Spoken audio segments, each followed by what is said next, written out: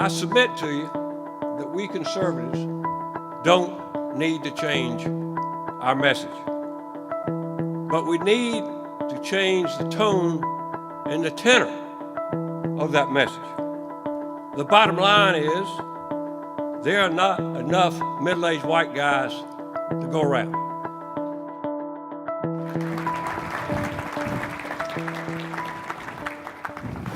Well, thanks, Colin, for that kind introduction, and thanks to my friend Preston Manning and for inviting me to participate in this great conference once again. It's a privilege to be here with Bill and Israel, and of course with all of you. I always, when I was in Ottawa, I always looked forward to March in Ottawa because you had a chance at seeing dirt for the first time in 3 months. I know you're not quite there yet, but hopefully you will be soon.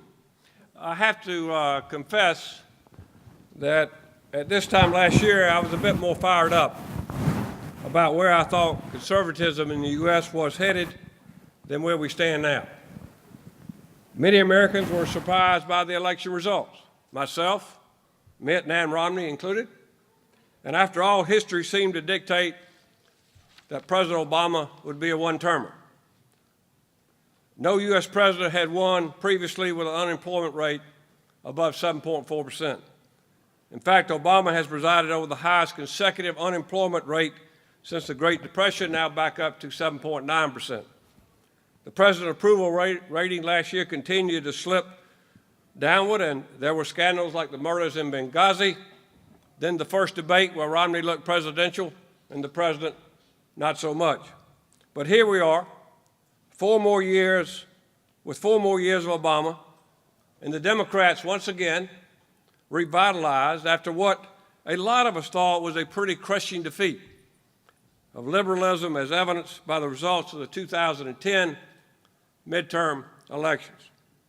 Just 2 years ago, Republicans gained 63 seats in the House of Representatives, the largest midterm shift since 1938. Before November of 2012, nothing had improved significantly either domestically or with foreign affairs to lead a lot of us to think that the president and his party would make a comeback. But they did.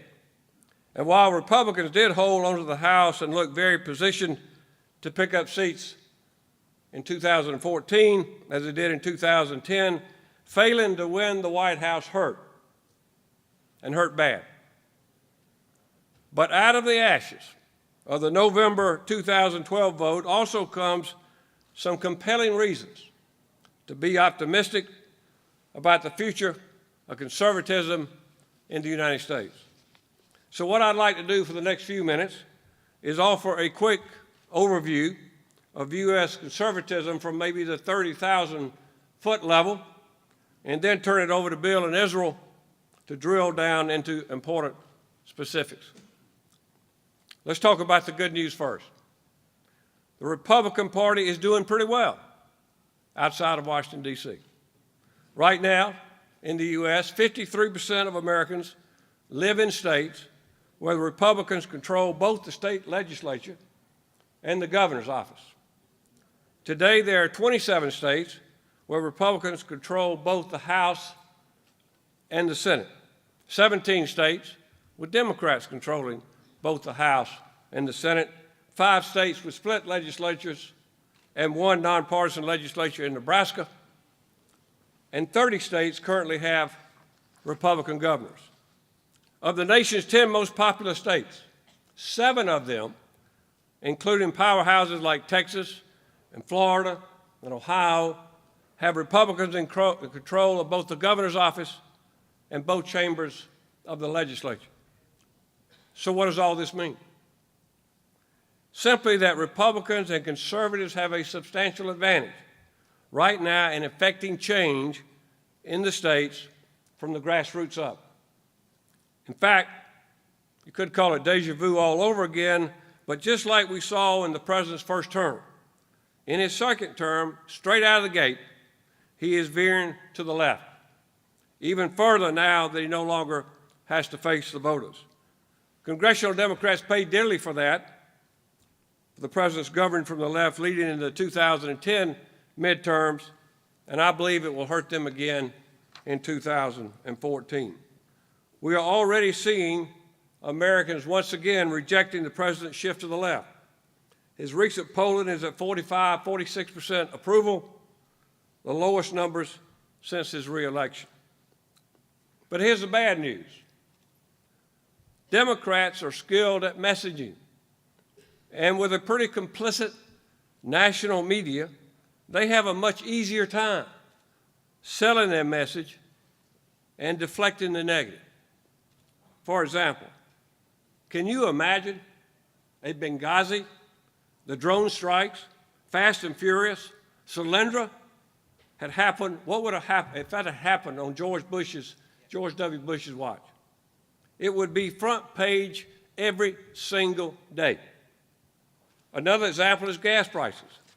They have been on a steady rise since the president's second inauguration.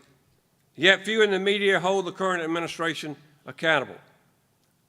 I worked for George Bush, and I can tell you the media held him personally accountable for gas prices and everything else that went wrong, and they never reached the prices we have seen in the last 4 years. Consider the president's earlier rejection of the Keystone Pipeline and recent statements from the White House regarding Canada's environmental policies.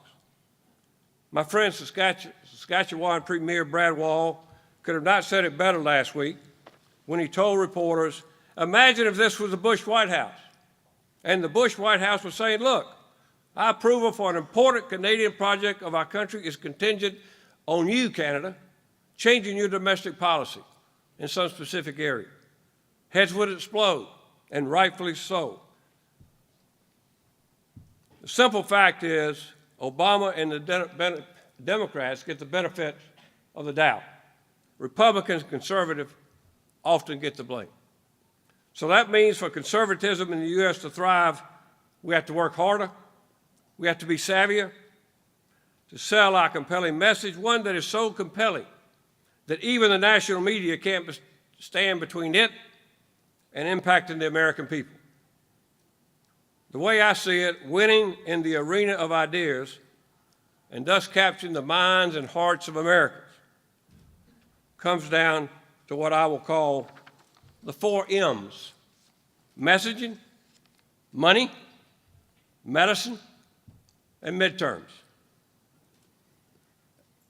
I submit to you that we conservatives don't need to change our message, but we need to change the tone and the tenor of that message. The bottom line is there are not enough middle-aged white guys to go around. Consider these facts. Consider these facts. Romney got 1% more of the white vote, the Caucasian vote, than Reagan did in 1980. The white vote was 87% of the electorate in 1992. In 2012, it was 72%. So the share of the Caucasian vote in a U.S. presidential election has dropped 15% in 20 years.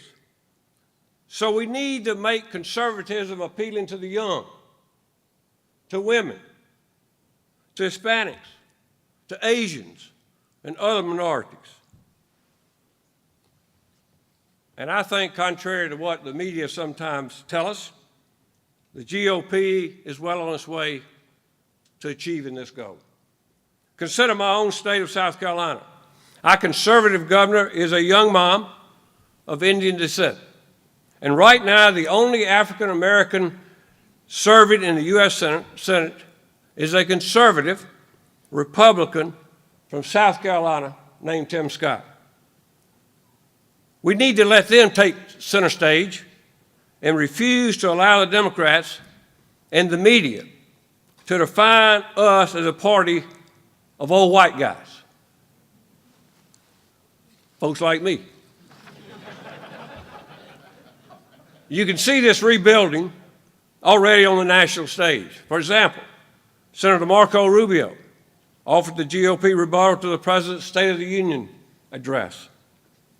And in my years as Speaker of the House and as Ambassador to Canada, when I needed to sell a message, I tried to do it in terms of what I was for, not just what I was against. The positive approach versus the negative. We need to offer a message of optimism and opportunity that comes with promoting policies that start from the bottom up and the prosperity that comes with growing the private sector. This is the very opposite of the insecurity, instability, inefficiency, and waste that comes with relying on a big, unwieldy bureaucracy that exists mostly to serve itself and not its citizens.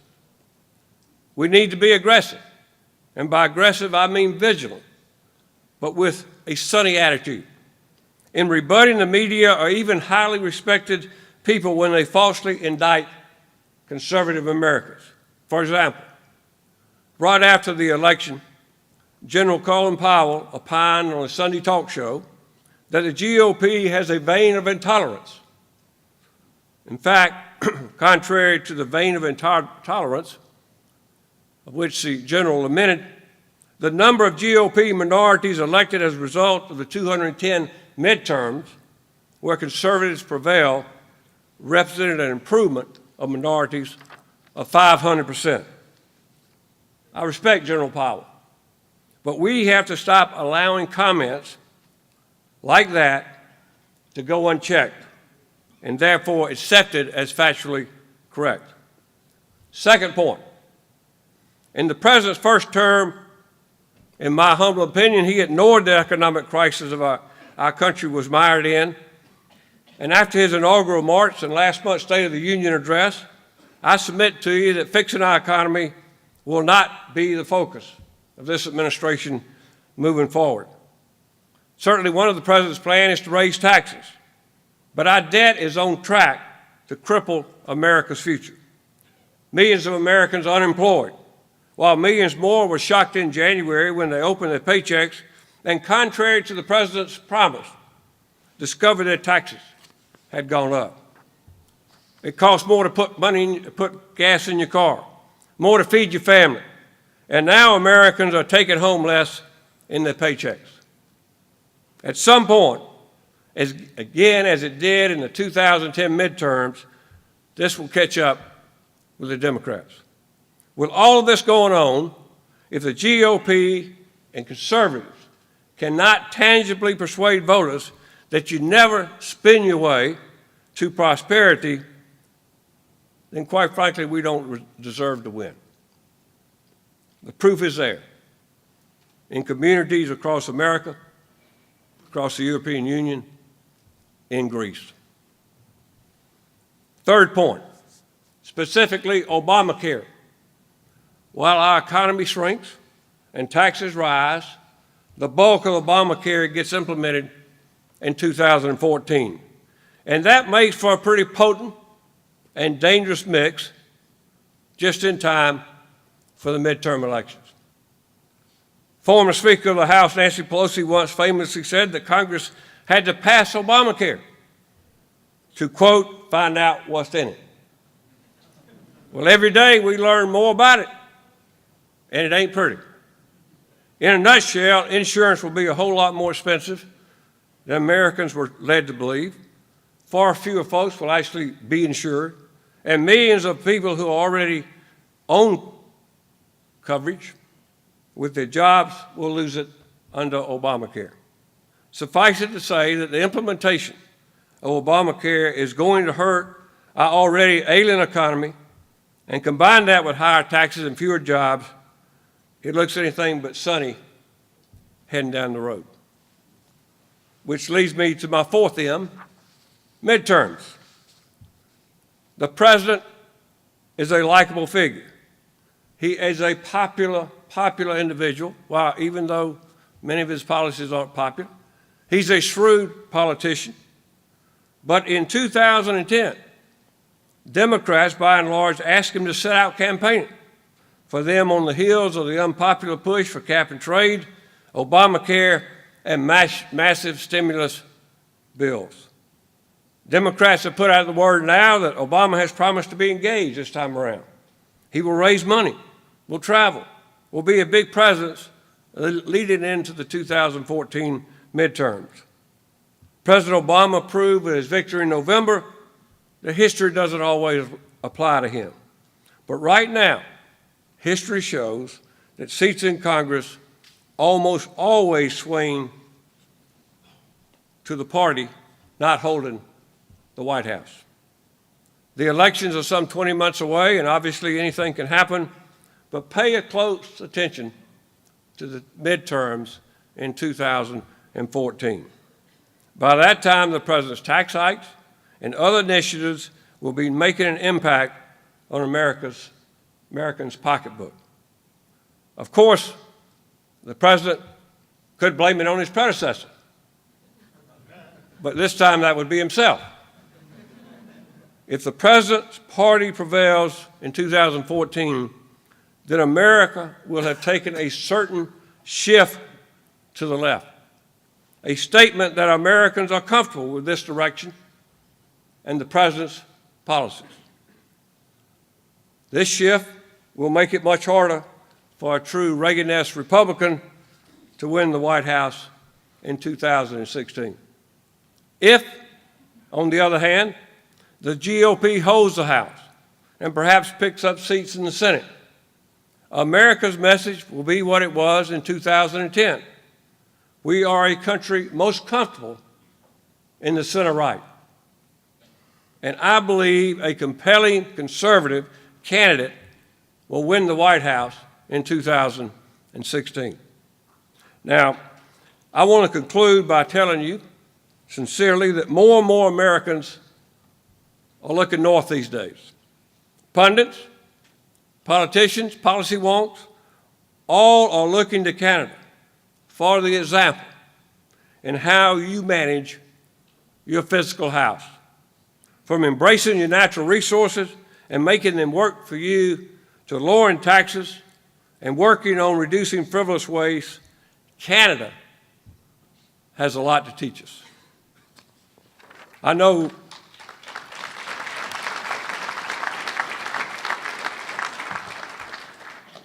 all of us who are conservative get frustrated that our message doesn't always get out. And when it does, it sometimes gets mocked by those in power. But Canada is a shining example that conservatism works.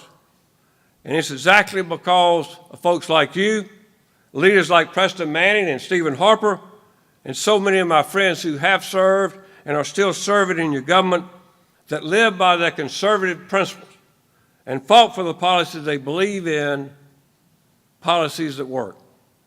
You have much to be proud of, Canada, and I applaud you. Thanks again for inviting me to share my comments with you. God bless Canada, and God bless the United States of America.